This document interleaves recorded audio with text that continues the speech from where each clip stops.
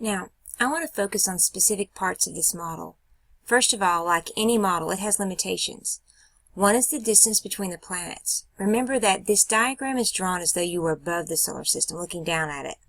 The white lines you see are there to show you the path each planet is taking as it revolves or orbits around the sun. In order to fit all the planets into the drawing, the planets are compressed or squished together. It makes them look like they're close to each other and that those distances are equally spaced apart. Most kids realize that the planets are far from each other, but comparison between the distances is not as obvious.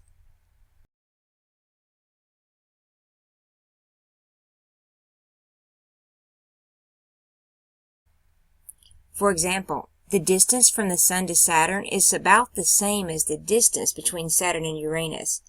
Definitely not the way it looks in the drawing.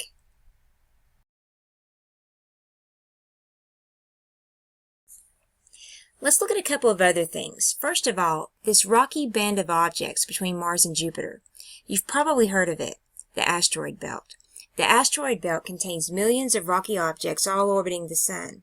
Astronomers think that they're either material that never quite formed into a planet, or also the remains of busted-up planets. Some of them are small, about a mile across, and some are large enough to have dwarf planet status. The drawing makes it look like they're close to each other. Not so. They're about 600,000 miles apart from each other. That's about 3 times the distance from the Earth to the Moon. But the asteroid belt also helps us out as we start to classify the planets and look at what they have in common. It's sort of like the dividing line.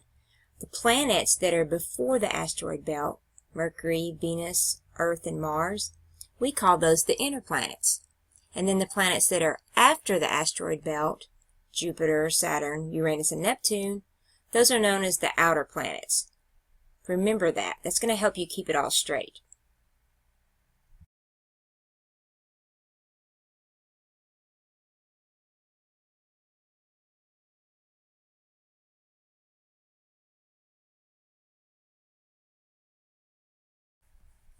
Now, let's look at this outer band, the Kuiper belt. It's a band of icy objects, dwarf planets and comets that starts at the edge of Neptune's orbit.